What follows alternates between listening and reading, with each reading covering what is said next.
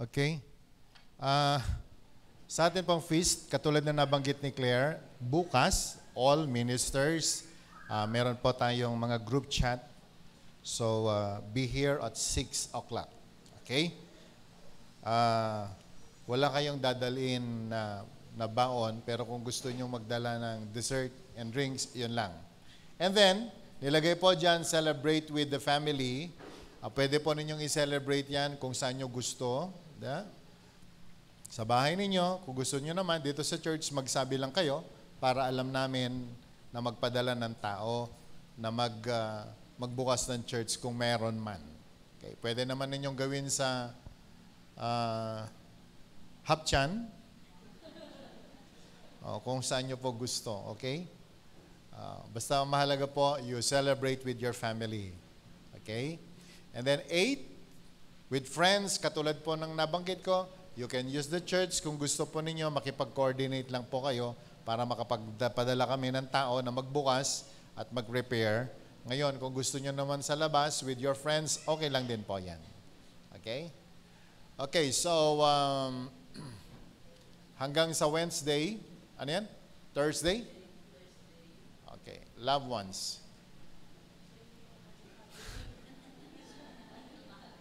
Kung saan nyo gusto mag-celebrate, sige po, di ba? Baka gusto nyo mag-hire ng bangka at mag-dinner kayo sa gitna ng baha. And then the couples, yung pong mga may edad na at wala, paano yung balo? Kasama ka dyan? Kasama ka po doon sa 11, sa 10. Okay? Kasama po yung mga, may mga single kasi na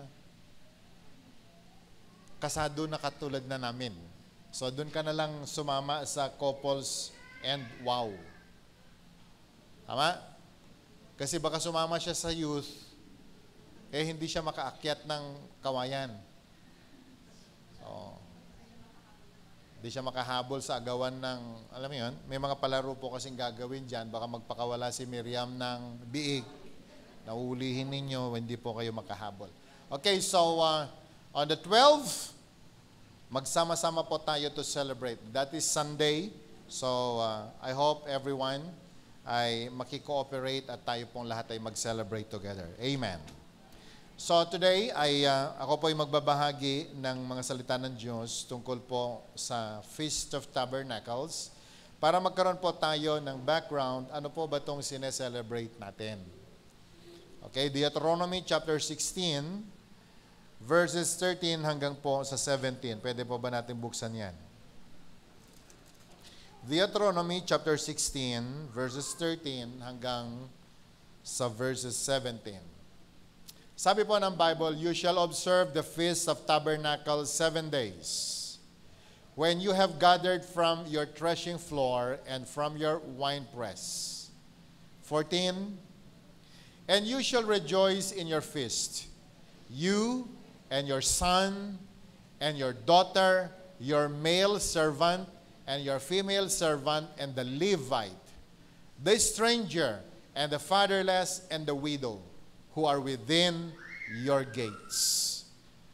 7 days you shall keep a sacred feast to the Lord your God in the place which the Lord chooses, because the Lord your God will bless you in all your produce and in all the works of your hands, so that you surely rejoice.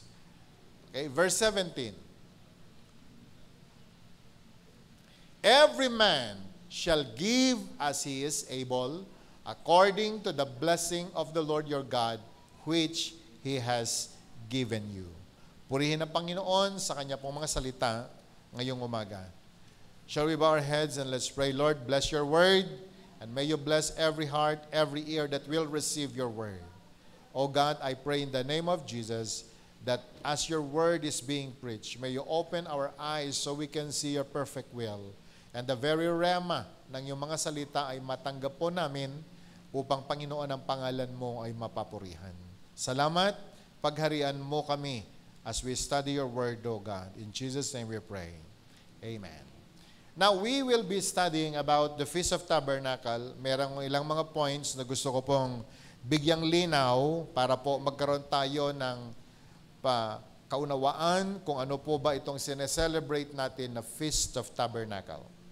Now, brothers and sisters, ang Bible ay naisulat, especially ito pong Old Testament was given to the Israelites. Wala pa po tayo nung panahon na yan. Okay?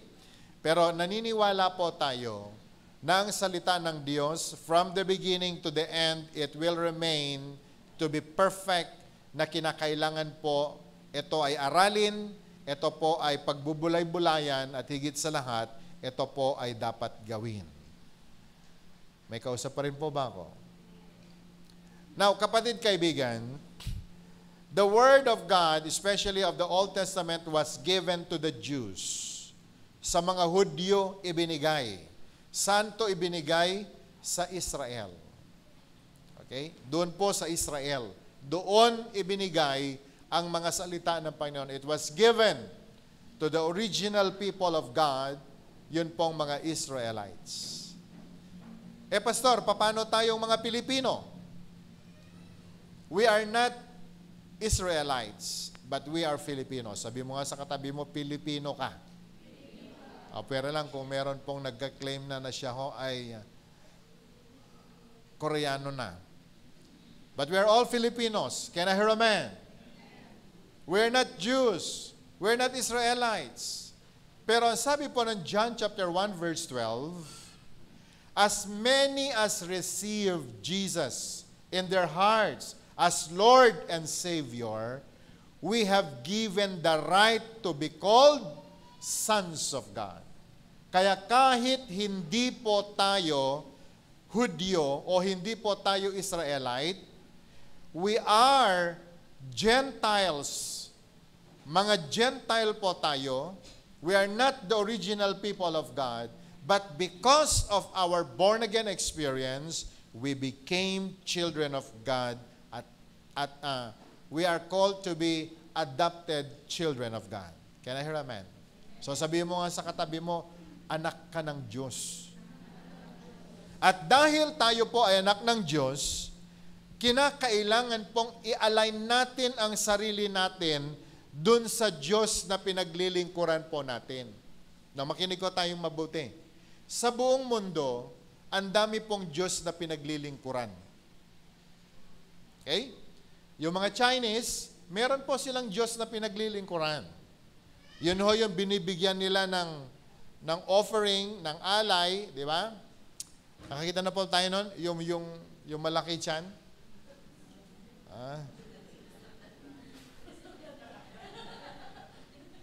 Hindi po ako yun. Yung malaki tiyan, pagkatapos singkit din. Kasi yung mga sumasamba sa kanila, singkit din.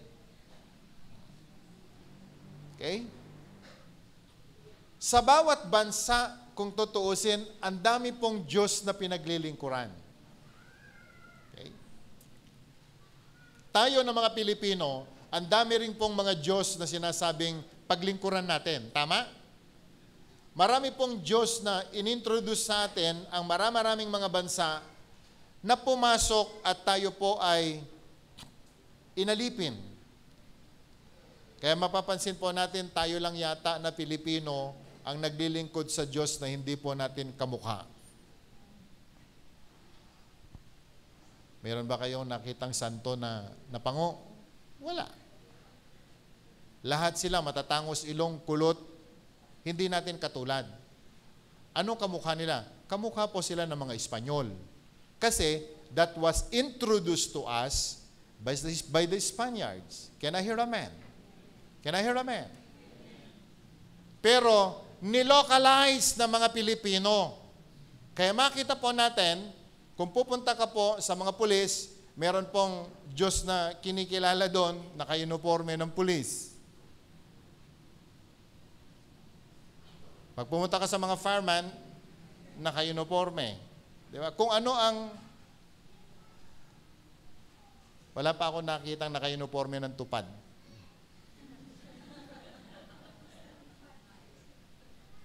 Now listen, church. It's all because people are being, because of our ignorance, ang sabi po ng Hosea chapter 4 verse 6, people perish because of lack of knowledge. But there is only one God na kinakailangang sambahin. Siya po yung Diyos na nagbigay ng mga salita sa mga taga-Israel. Can I hear amen? There is only one God who created heaven and earth and everything therein. Siya po yung Diyos na nagbigay ng Word. And that Word was with God. Ang sabi po ng Bible, and that God is the God of the Bible. Ngayon, gusto ko pong unawain nating mabuti. Ang Diyos ng 611 ay ang Diyos na lumikha ng langit at ng lupa at ang lahat ng mga nakikita natin, siya yung nag-iisang Diyos na lumikha. Can I hear amen? Na ang dapat mong sambahin ay yung Diyos na lumikha, hindi po yung Diyos na nilikha. A God who created everything, hindi po yung God who was created by someone. Napakadali po intindihin yan. And so today, my brothers and sisters, we are talking about the word that was given to Israel and the word na atin pong pinapag-aralan ngayon, siya po yung Diyos na dapat nating sundin. Naunawaan natin? Ngayon, makinig ho tayo. Yung Diyos na nagbigay po sa atin nito, siya po yung Diyos na nagtuturo, nagsasabi, ano yung dapat natin gawin. Before, we are not children of God. But now, we are adopted children of God. Can I hear amen? Katulad nito, paano ko ba gagawin? Si Ate Edna, Mrs. Tamayo, formerly Miss Lumaban. Ang family po niya ay Tamayo. Okay? Ang family po niya, may sariling, shall we say, nakaugalian. Okay? Meron po silang sariling culture in their family. Naunawan natin? Bawat pamilya, may kanya-kanya tayong kultura. May kanya-kanya tayong style. May kanya-kanya po tayong pinaniniwalaan. Pero, galing ako sa isang family. Malapitan ako eh. Tamayo sila.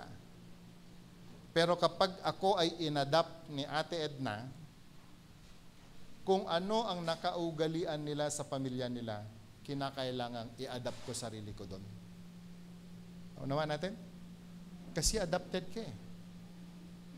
So dati-rati, hindi tayo anak ng Diyos. So ang ginagawa natin, lahat ng labag sa kalooban ng Diyos, iyon ang ginagawa natin. Naunawaan natin? But once you are adopted by God, kinakailangang mabuhay ka doon po sa pattern na nais ng Panginoon dahil adopted ka. So sabihin mo sa katabi mo, adopted child of God ka. So hindi na tayo anak ng kung sino. May nagmamay-ari sa atin.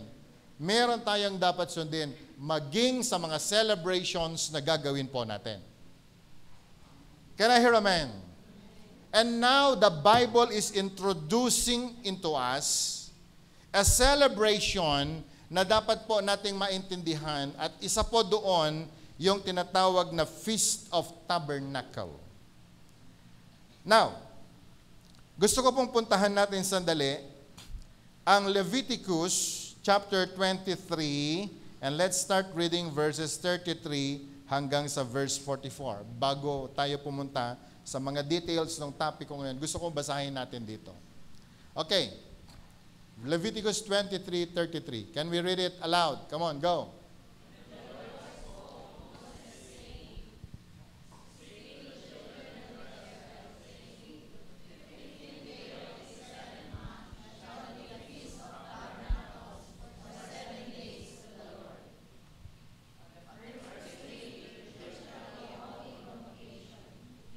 shall do no customary work on it. 30. For 7 days, you shall offer an offering made by fire to the Lord. On the 8th day, you shall have a holy convocation, and you shall offer an offering made by fire to the Lord. It is a sacred assembly, and you shall do no customary work on it. 37.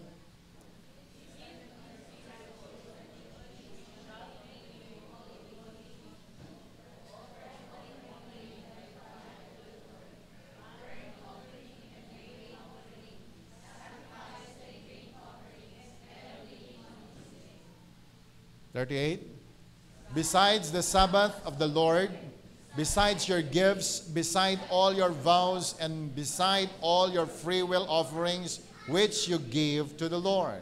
39. Also, the 7th day of the 7th month, when you have gathered in the fruit of the land, you shall keep the feast of the Lord for 7 days.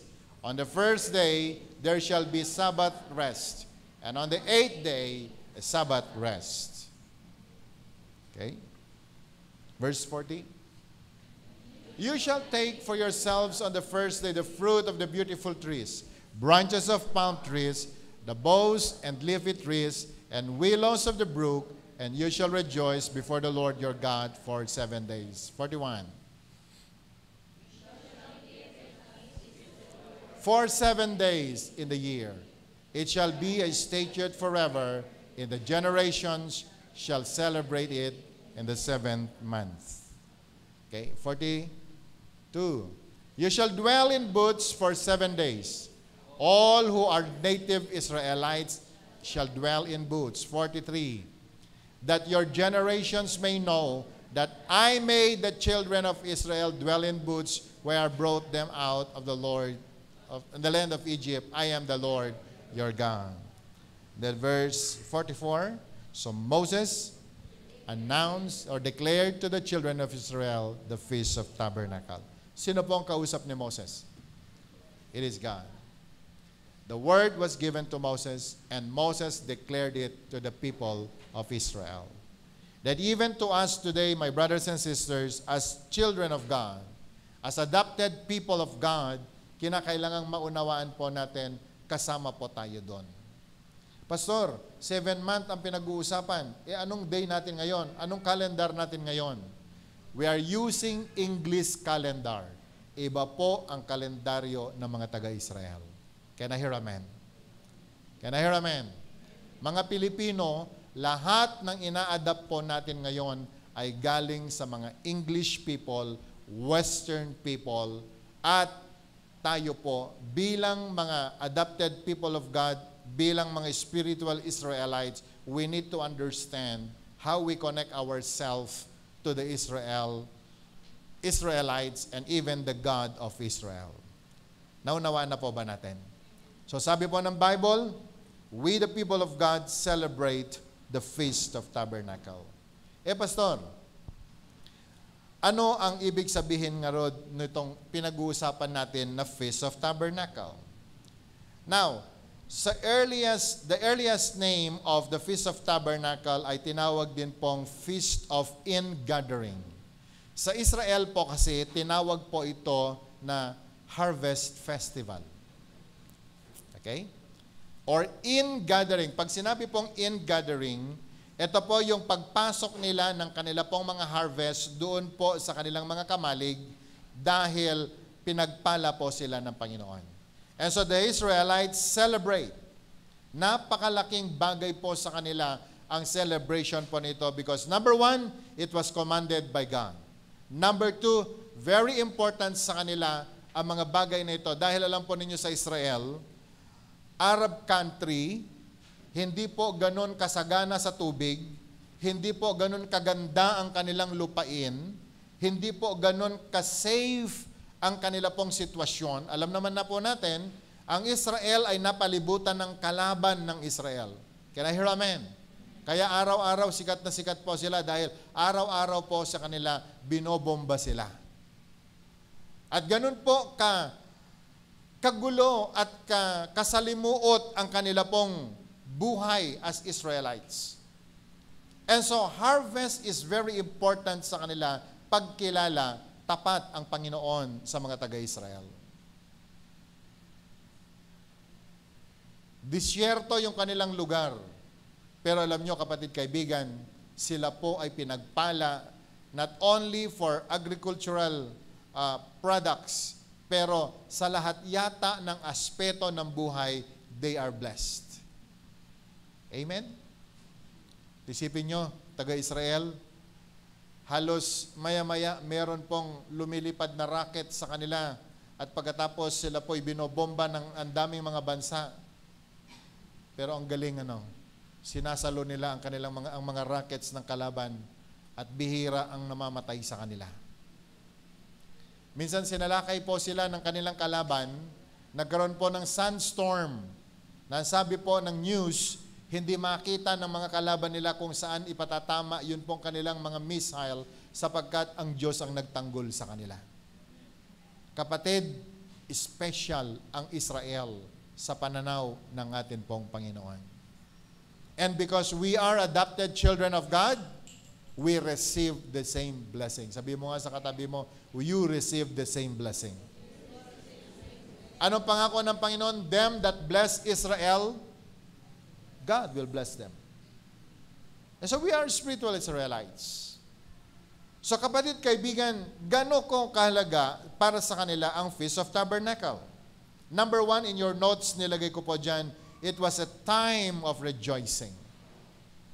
In Israel, ang Feast of Tabernacle is a time of rejoicing.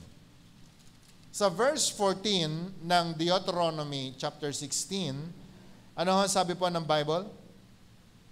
Be joyful at your festival, you, your sons and daughters, your male and female servants, and the Levites, the foreigners, the fatherless, and the widows who live in your town. Wala pong nilagpasan. Lahat. Bata, matanda, even foreigners in Israel, they will celebrate the Feast of Tabernacle. Bakit? It is a time of rejoicing.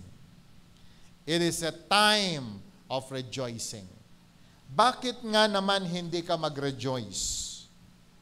Kung babasahin po lamang natin ito pong mga talata na ito, and we don't consider the historical background kung bakit na isulat po ang mga yan, mamaya isipin natin, natural lang naman na may harvest. Hindi po katulad ng Pilipinas ang Israel. Can I hear amen?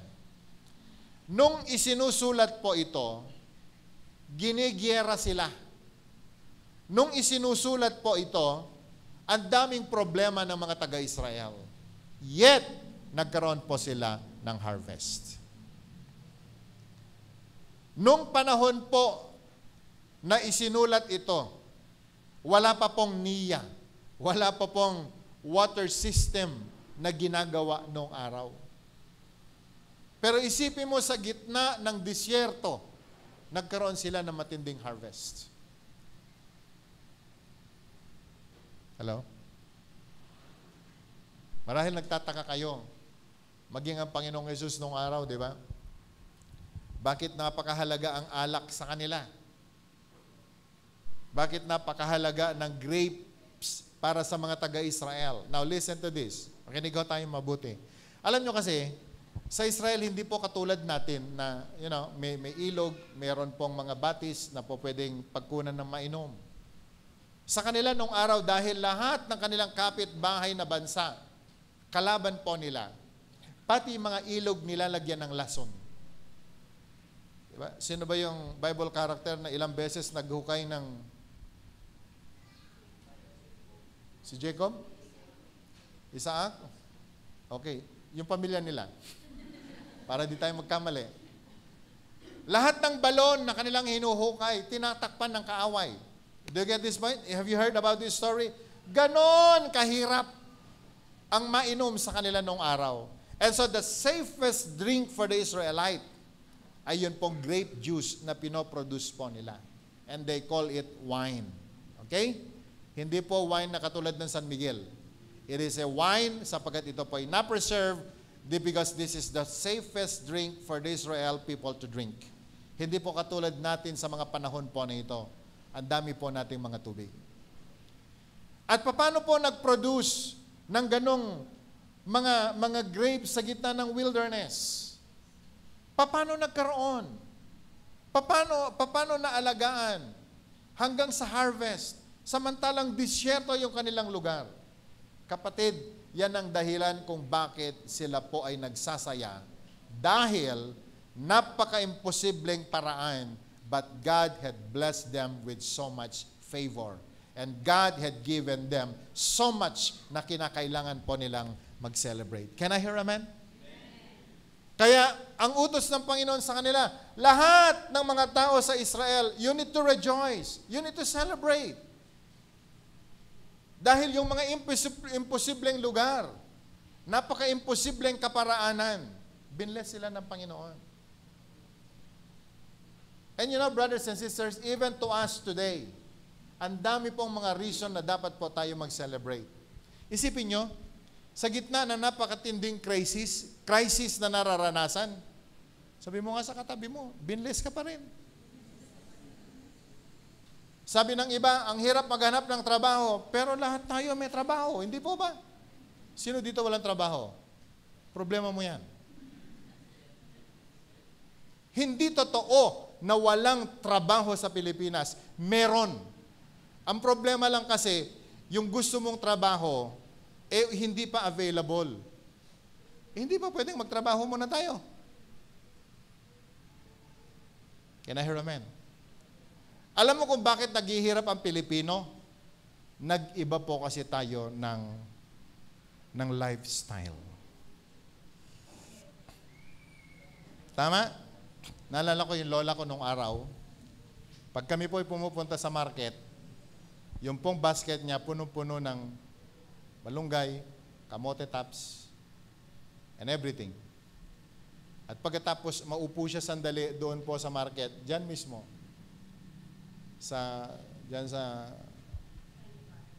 dyan. Maupo lang sandali doon, nabenta niya yung kanyang mga malunggay, yun pong kanyang mga kamote tops, and then mamaya, ang iuwi po namin tinapa, mantika, yun yung hindi kayang tumubo sa likod ng bahay namin. Ngayon, ang mga taga-baryo, ang luwag-luwag ng kanilang pwedeng pagtamnan. Pag pumunta sa market, wala nang dalang basket. Kasi dun sa market, may plastic na paglagyan. Pagkatapos plastic ulit, kaya ang unang nauwi nating lahat, mga plastic. Pag nagbara ang mga kanal, at tayo po'y binaha, ang may kasalanan,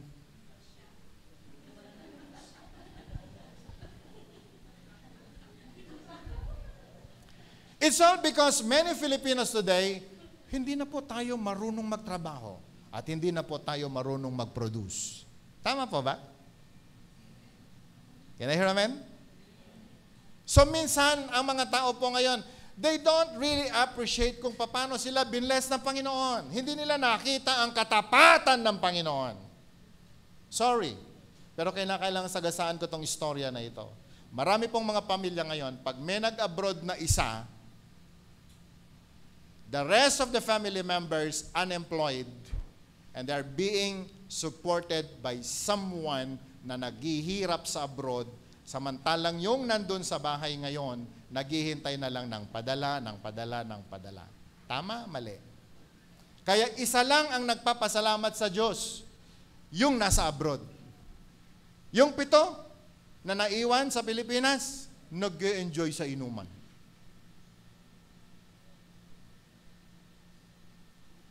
Yun dapat nating ibalik. The celebration of the Feast of Tabernacle must be a time of rejoicing. Nagpapasalamat ka, natutuwa ka. Na alam mo sa buong isang taon, tapat ang Diyos, binigyan ka ng harvest. Can I hear amen? Sabi mo nga sa katabi mo, may harvest ka. Sabi mo nga sa katabi mo, meron kang blessing. But many of the Filipinos today, we don't count our blessing. Hindi natin alam saan nanggaling, paano tayo binless. We don't know. Pero alam mo, isa lang ang mga taong makakaunawa po nito ay yung mga taong, binless nga ako ng Panginoon.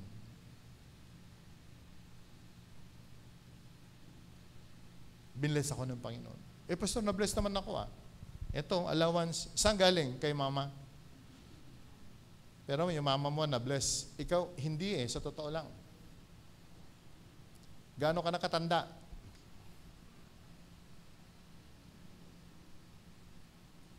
Church, brothers and sisters, God is faithful. The secret of rejoicing, especially in celebrating Feast of Tabernacle, yung ma-recognize mo kung paano ka binless ng Panginoon. The only time that we can rejoice ay kapag nakita po natin yung katapatan ng Panginoon sa buhay po natin. Bakit ang mga taga-Israel nag-celebrate? After many long, hard-working, tiring days, nakita po nila yung panahon na kahit konti na lang ang rest nila sa buhay. Wala nang panahon halos sa pleasure. Nakakatuwa po ngayon sa Israel, kahit po mga babae, nagse-serve sila sa mga restaurant, nakasukbit yung mga baril nila sa likod nila habang nagse-serve because there is war. Can you imagine kung gaano kahirap magtrabaho na merong Armalite sa likod mo? Can you imagine na babae ka, pumapasok ka sa office pero meron kang nakasubit sa baril doing your work? Gaano kahirap po ito? But every time na nakikita nila yung faithfulness ng Panginoon, rejoicing para sa kanila yan. Can I hear amen? Can I hear amen? So kapatid, kaibigan, ano ba kasi ang talagang nagbibigay ng rejoicing para sa'yo?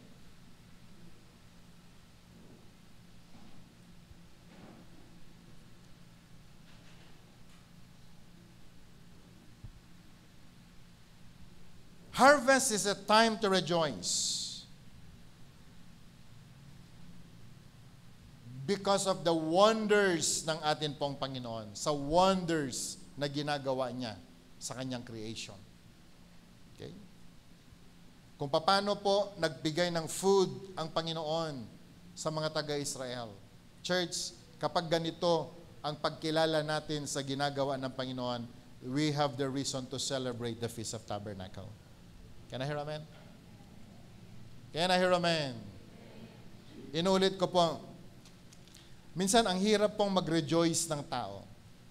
Alam niyo kung bakit? Kasi nakalimutan na natin kung paano tayo binless ng Panginoon. Kaya nga, I always encourage everyone, gumawa po kasi tayo ng journal. Every day, ano yung tinanggap nating blessing?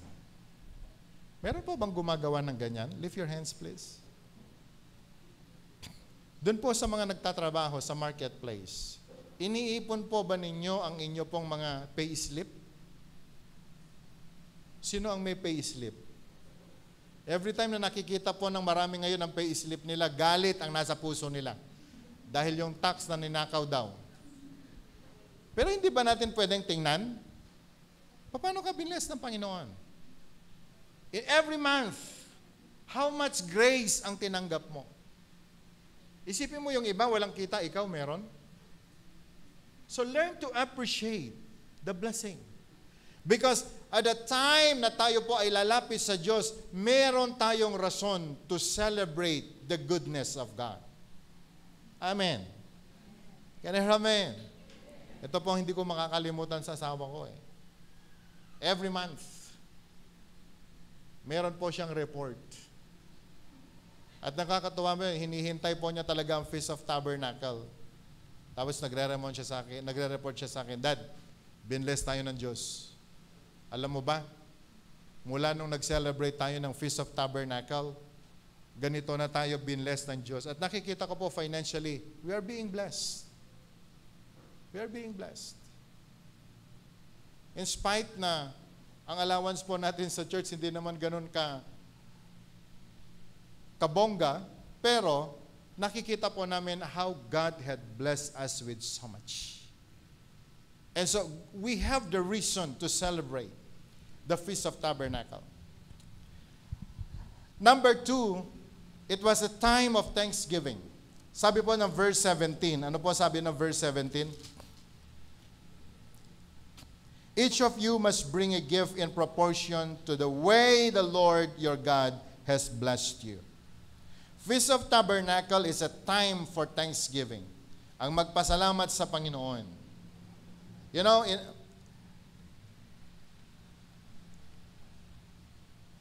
ang Feast of Tabernacle, mga kapatid, ay ito po yung panahon that we will express our gratitude to God. Okay?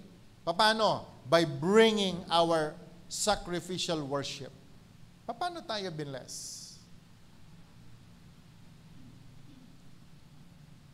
And so those who receive more, they will give more. We offer to express our relationship and gratitude to God. Without our relationship sa Lord, malayo naman na i-bless tayo ng Panginoon eh. Tama po ba? Pero kung alam mong may relasyon ka sa Diyos, anak ka niya, hindi ka niya pababayaan. Malala ko po yung aking kasama sa bahay. Pag sabi ko, pagka ikaw hindi ka, sa labas ka matutulog, sagot niya sa akin, sinasabi mo lang yan. Talagang sinarahan ko kasi minsan siya sa pintuan eh. Sinarahan ko pintuan para wag siyang pumasok. Katayo lang siya. Parang ang saya pa niya. Eh siyempre mamaya-maya, nung lumalalim ang gabi, binuksan ko para papasukin. Alam mo, sagot sa akin, sinabi ko na, hindi mo ako matitiis eh.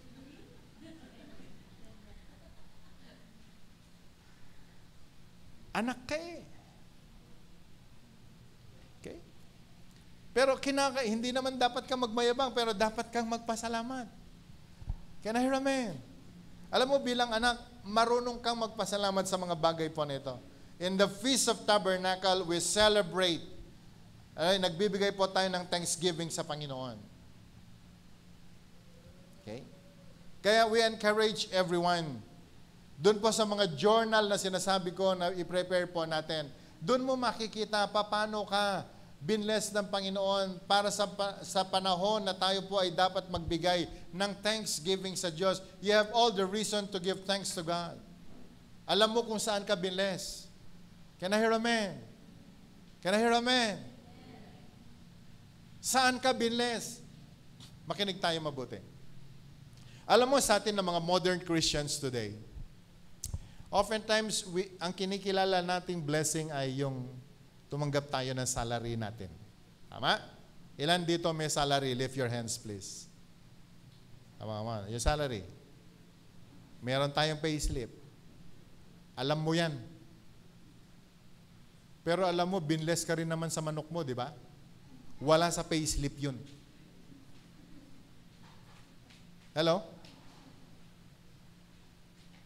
Bilang mo dapat saang aspeto ng buhay mo ikaw ay na-bless. Meron akong main work, pero meron akong sideline, meron pa akong ibang sideline, at doon ako bine-bless ng Panginoon. And you need to put that in your journal para mas lalong maramdaman mo kung gaano katapat ang Diyos sa'yo. Reklamo tayo na daduma. Ti manok mi, napis di da amin.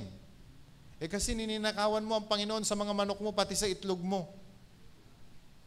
Hindi tayo naging tapat sa maraming mga bagay. Amen? I'm very proud to tell you, my brothers and sisters, kami ngayon sa bahay, we are so blessed with so much. Ti aso mi tita 16. Para hindi ako magkamali. Limpot, ilan ang pusa natin sa bahay?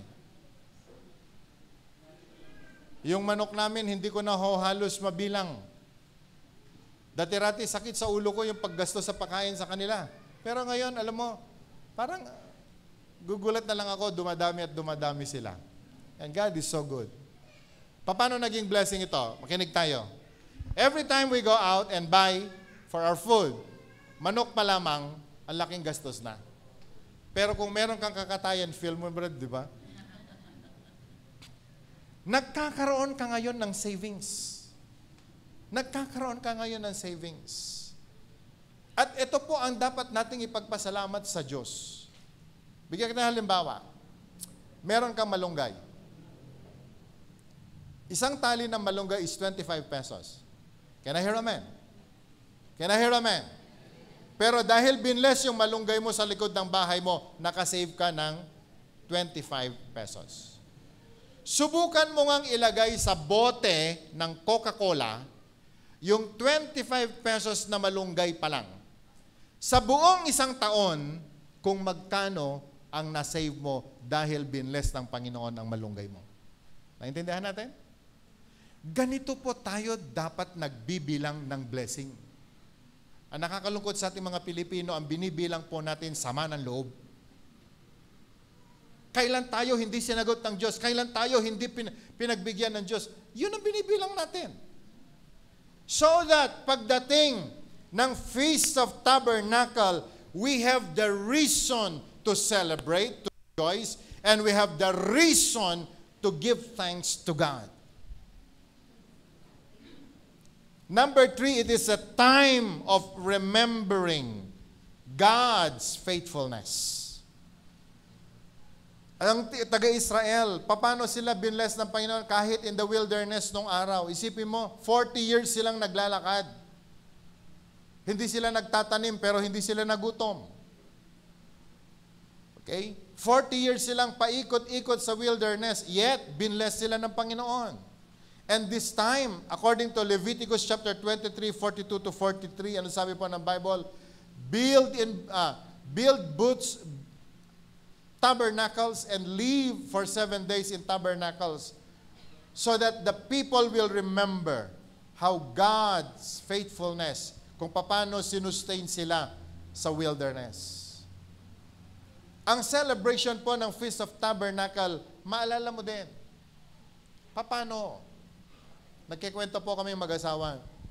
Sabi ni Claire sa akin, alam mo Dad, nung nag-celebrate tayo ng Feast of Tabernacle nung una, ganito lang ang savings natin. Siya po mismo ay nagtataka ngayon. The celebration of the Feast of Tabernacle, yung kanyang special offering para po sa Feast of Tabernacle, nagulat siya, ganun na rin po kalaki. Ako mismo, sabi ko, paano tayo nakarating doon? Paano tayo dumating sa ganung kalaking blessing? And God is so faithful. God is so faithful. Kapatid, kaibigan, alalahanin mo kung gaano kabait ang Diyos sa iyo araw-araw. Can I hear amen? Can I hear amen? Malala niyo po ba nung ang sweldo natin ay 100 pesos pa lang per day? Malala po ba natin? Ako hindi ko makalimutan. Nag-start po ako magtrabaho, ang sweldo ko 35 pesos a day. 35 pesos a day. Pero naging tapat po ako doon. Pinromote ng Panginoon, naging 50. The next few months, naging 75. Naranasan ko rin pong sumahod kahit papano ng ganung halaga. Pero alam mo, tuwan-tuwa na ako nung meron ako 35 pesos. Feeling ko nun, hari na ako. Nag-pray po ako kay Lord. Binless po ako. Na-promote po ako. And God even blessed me more than what I expect. Alam mo kung bakit? You always remember God's faithfulness. Are you with me? Alalahanin mo paano ka nag-umpisa. Pero marami pong mga tao ngayon nag-pray, Lord, i-bless mo lang ako, Panginoon, maglilingkod ako sa iyo. Nung binless na sila, wala na. Nawala na sila sa Panginoon. At nagdala pa sila. And you know, brothers and sisters, you cannot fool God. Ipapaalala sa iyo ng Panginoon ang kanyang katapatan. Can I hear amen? Can I hear amen?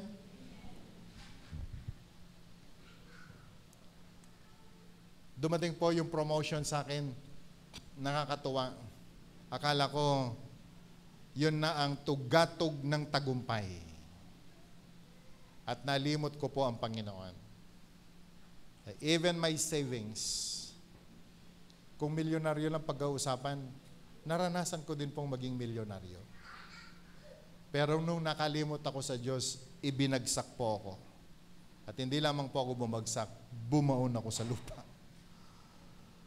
And there I started to remember God's faithfulness. And unti-unti, ibinalik po tayo ng Panginoon kahit papano para makita po natin ang glory ng Diyos. Sabi mo nga sa katabi mo, remember God. Feast of Tabernacle is a time of remembering our God. Maalala mo, paano ka nag-umpisa, paano ka inangat, paano sinustain ng Panginoon ang buhay mo. Huwag mong kalilimutan. Lagi mong alalahanin ang katapatan ng Diyos. Pang-apat na dahilan kung bakit tayo magsa-celebrate ng Feast of Tabernacle, it is a time of seeking the Lord. A time of seeking, a time of praying, a time to seek God as we long for richer and deeper life. We celebrate the Feast of Tabernacle dahil alam mo, hinahanap mo ang katapatan ng Panginoon. Hinahanap mo yung kabutihan ng Diyos. Alam mo, every time na ako po ay nagsa-celebrate ng Feast of Tabernacle, ang agad nagre-register sa isipan ko.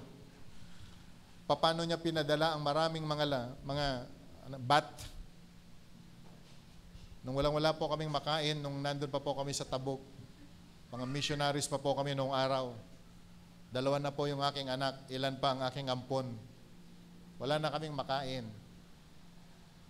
Ang nakakatuwa, yun pong chimney ng old na kitchen ng aming inuupahan, biglang nagkaroon ng napakaraming mga bat sa loob. Paniki. At yun po ang inuhuli ni Nahil. At yun ho yung ulam namin. At ilang meals na ganun ho ang aming naging ulam. Faithful ang Panginoon. Faithful ang Diyos. Sa likod ng pintuan namin, sa kitchen namin, meron pong isang eggplant. Alam niyo po ba? Ilang taon na nabuhay po yung eggplant na yan. Araw-araw meron po siyang bunga. Kaya nga po, day by day, meron kaming talong na ulam. Binagoongan, tinuno, prito, talong, every time talong. But God is faithful. And so we celebrate the Feast of Tabernacle. Praise God! Nag-graduate kami sa talong. But hindi ko po pwedeng kalimutan ang kabutihan ng Diyos. Seeking God. Dahil alam ko, hindi po ako magtatapos sa talong. Can I hear amen? Si Chris, tumayo ka nga, Chris. Sabi ko tayo. Ay, nakatayo na yan. Bago po nyo makita ito na naglalakad, na akala mo, Donya? O, yan muna. Bago po siya naging ganyan. Kadwami daytoy apo. Sumalog kami sa palayan para lamang mamulot ng mga bisukol para yun ho yung ulam namin. Dahil sa likod po ng bahay namin nung araw, sama-sama po kami. Maupo ka na. Nabuhay po kami doon. Kaya bago po nyo makita yung kanyang napedikuran na paa, dapat makita po muna natin, marinig natin ang istorya nung nakaraan. Okay? Kung paano po siya na-bless. Because hindi po tayo tumigil of seeking God, the power of God, seeking the face of God. At alam niyo po kapatid, huwag po tayo magsawa sa paghahanap ng mukha ng Panginoon, ng biyaya ng Diyos. for richer and deeper life. Can I hear amen? Can I hear amen? Sabi mo nga sa katabi mo, yung kalagayan mo ngayon. Sabi mo sa kanya, hindi ka dyan magtatapos. Can I hear amen? Yung kalagayan mo ngayon, hindi ka dyan magtatapos. Pero wag mong hanapin yon. Hanapin mo ang Panginoon. Are you with me? Ang hanapin mo ang Diyos. Kung meron kang dapat kapain, it's not the blessing but the hands of God. Because God will bring you to the proper place kung saan Kanya pagpapalain. This is the secret of life. Keep seeking. Hindi po yung mga blessing ang hanapin mo. Hanapin mo yung magdadala ng blessing sa'yo. And that's why we celebrate the Feast of Tabernacle. Can I hear amen? Can I hear amen? That's why we bring our offerings during the Feast of Tabernacle dahil gusto nating ipakita, Lord, nasan ka? Ganito mo kami binless. And I want to receive more, God, so that I will become a blessing to you and even to other people.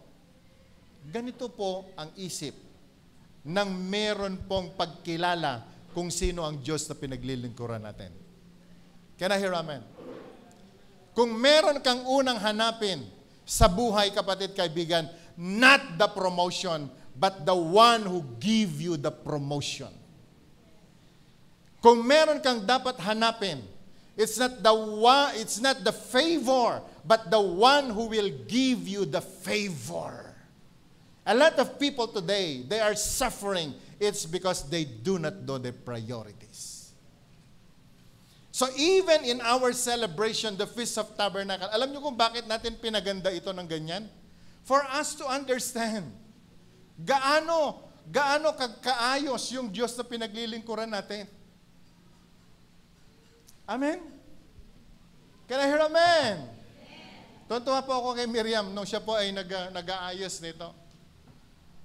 Sabi niya sa akin, Pastor, meron ba tayong tela? Tapos nagugulat ako sa kung ano mga nilalagay niya. Nagtatanong ako, may budget ba itong taong ito? Meron ba siyang budget?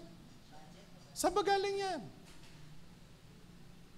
Ilaw pa lang. Nung nagpabili po ako ng ilaw kahapon, 3,000 na. Ilaw pa lang.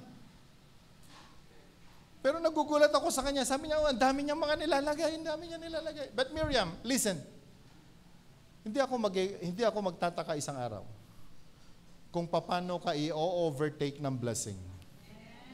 Dahil naintindihan mo ang principle ng celebration ng Feast of Tabernacle. Can I hear amen? Seeking. Number 5 is a time of sharing. It's a time of sharing. Dahil binless ka ng Panginoon, ang dami mong mag-share, hindi po ba? Can you hear amen? Paano po tayo binless ng Lord? Ang dami ko pong mga nakataong nariringgan ng salitang, oh, I was blessed by the Lord. Oh, very good. Thank you. Pero ilan ang nagkwento na ikaw ay na-bless dahil binless mo sila? Ilan ang nagpasalamat sa Diyos dahil ikaw ay na-bless? Listen, pwede ba tumingin kayo sa akin sandali? Iba yung nagpasalamat ka sa Diyos dahil ikaw ay na-bless. Pero iba yung may nagpasalamat sa Diyos dahil ikaw ay na-bless.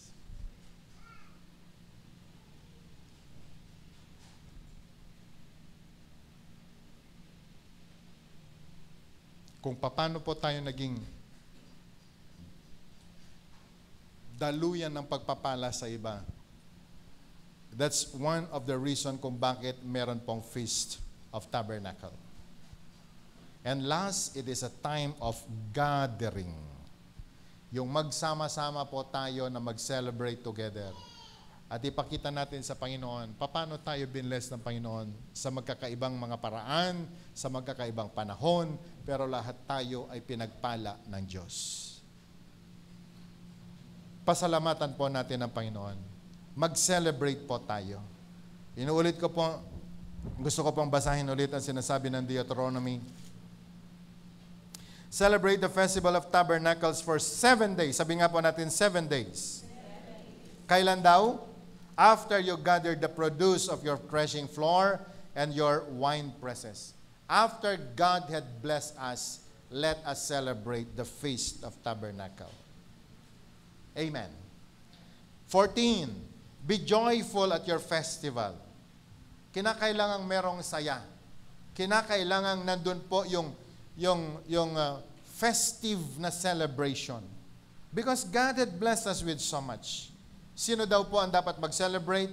Ang mga anak natin na mga lalaki, ang mga anak natin mga babae. Our servants ay kinakailangang mag-celebrate. The Levites, the foreigners, everyone must celebrate. Sabi mo nga sa katabi mo, lahat mag-celebrate. Okay. Hindi ka naman po pwedeng mag-celebrate na wala kang dahilan na mag-celebrate eh. Hindi nyo ba napansin? Kapag nagluto ka lalo sa Pilipinas, pag nagluto ka ngayon ng spaghetti, ang unang tanong ng mga pamilya mo ay, akin birthday? Pag may nagluto ng pansit, hindi ba pwedeng trip mo lang? Pero pag may nagluto, ang tanong, akin birthday? But you know, let's give reason. Let's give ourselves reason to celebrate the Feast of Tabernacle. Amen. Ang dami pong mga dahilan para po tayo mag-celebrate. For the Lord your God, ang sabi po niya sa verse 15, for the Lord your God, at the place the Lord will choose, for the Lord your God will bless you in all your harvest and in all the works of your hands, and your joy will be complete. Ilan ho ang excited doon sa ang joy natin ay maging complete? Lift your hands, please. Alam niyo yung joy na complete?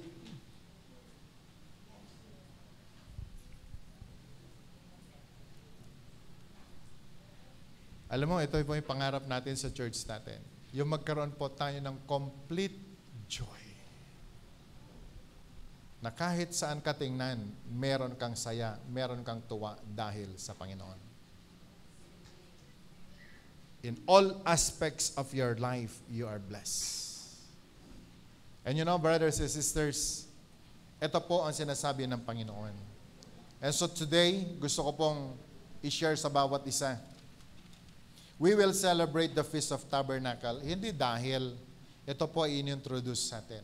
Magkaroon po sana tayo ng deep and deeper reason why we celebrate the Feast of Tabernacle. Amen? Lahat naman po tayo dito, bago na-introduce sa atin ang Feast of Tabernacle, lahat tayo ay nag-celebrate ng Christmas. Tama po ba? Can I hear amen? Sabihin nga natin, Christmas. Sinong nagturo sa atin ng Christmas? Ano meron? Why we celebrate? Tuwa-tuwa marami dahil sa Christmas, dahil we think and we believe this is the way the Lord will bless us. But you know, brothers and sisters, celebrating the Feast of Tabernacle ay mas malalim dahil ito po ay nanggaling sa Panginoon. Napin mo sa Bible, wala kang makikitang Christmas. But we embrace the doctrine of Christmas. Pero saan po nanggaling yan? We celebrated it. Ang dami nating mga sineselebrate, hindi po ba? Valentine's, sineselebrate. Ilan na nagsiselebrate ng Valentine's? Pag February 14, ang daming excited. Di ba? Punong-puno ang Sogo.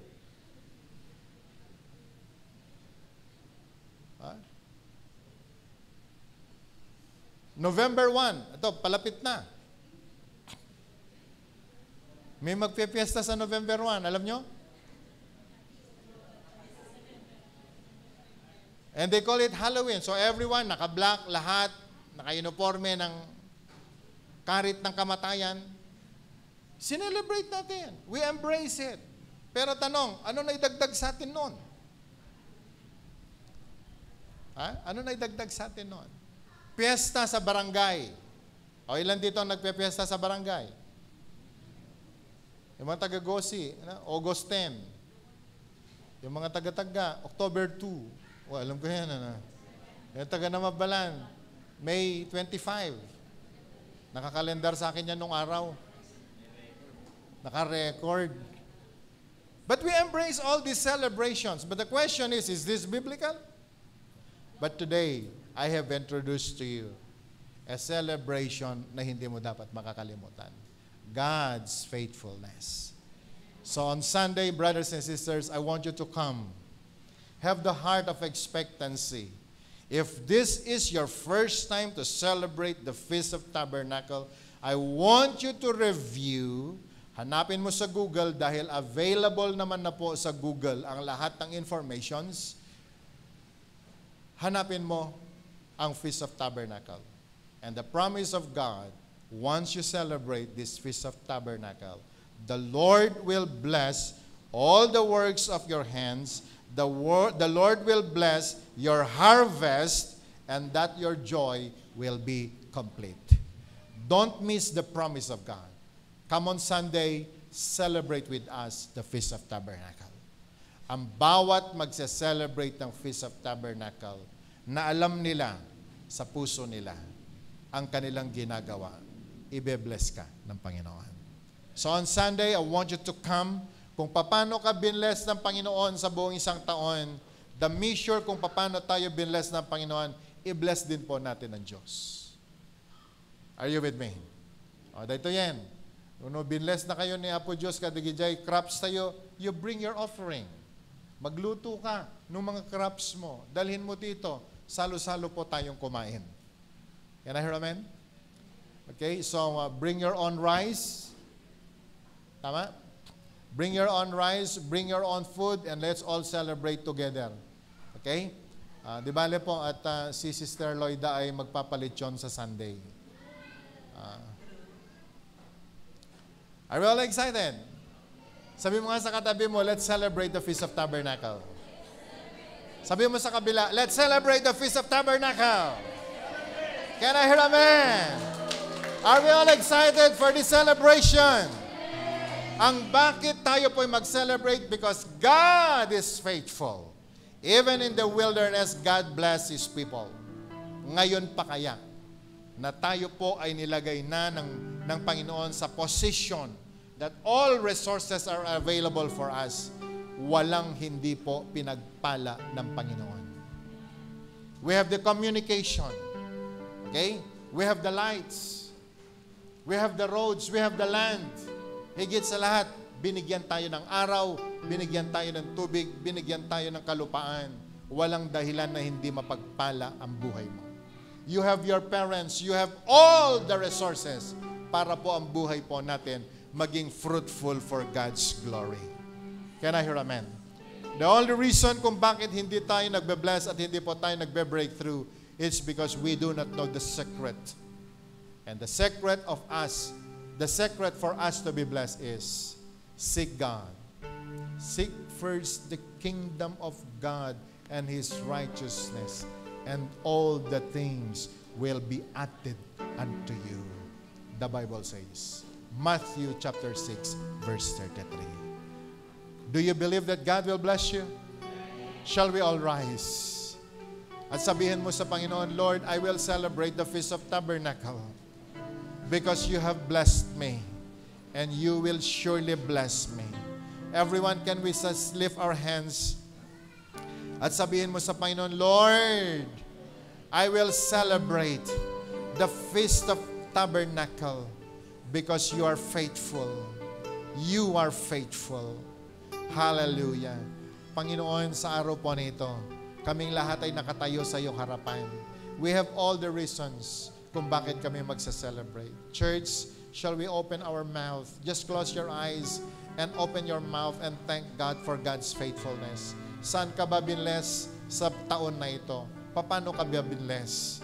You've been hospitalized, but your hospitalization naging free. It is because God is faithful. Nagkaroon ka ng mga pagkakataon, you're supposed to pay the school, but you receive a scholarship. It is because God is faithful. Nagkaroon ng matinding need na akala mo hindi mo kayang katagpuin. Pero now, God is faithful. Merong nagbayad para sa iyo. Someone sacrificed for you. It is because God is faithful. Nakita natin ang lahat ng ating mga crops. Ang daming mga bagyo na dumating sa Cagayan. But your crops, your farm, sinave ng Panginoon. Nagkaroon ka because God had blessed you. Akala mo hindi ka magkaroon ng trabaho, but God had given you special work and now you are earning. It is because God is faithful. Church, ang dami mong dahilan na dapat kang magpasalamat sa Panginoon. Even the trial of our faith, we need to thank God for that. Thank God for your parents. They are so faithful. God bless them so you will be blessed. Church, I want you to thank God. Umpisahan mong pasalamatan ng Panginoon. Pag-uwi mo sa bahay, start to do your homework, your journal, every day. Magkaroon ka ng pagsusulat, paano ka blessed ng Panginoon. And you know, brothers and sisters, kapag makita mo kung paano ka blessed ng Panginoon, hindi mo magagawa ang lalayo sa Diyos. Hindi mo makakalimutan merong Diyos na nagligtas at nagpala sa iyo. Ang kalusugan po natin ay isang napakalaking blessing sa Panginoon.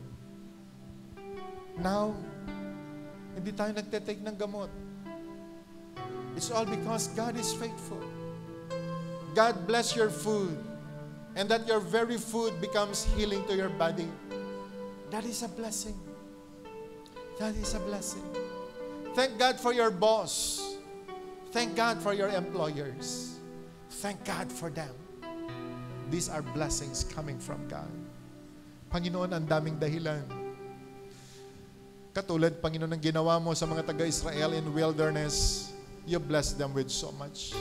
You have given them food. You have given them drinks. You have given them, Lord God, even the fire during the nighttime. And you have given them clouds during daytime. God, you are the God who supplies our needs. Panginoon, sa araw po nito, Lord, before we celebrate the Feast of Tabernacle, may we come to understand that you are faithful. You are faithful. You are faithful. Before we go, habang tayo po'y nakayuko, habang tayo nakapikit, sandaling panahon, think about God's faithfulness. Think about that. Think about that.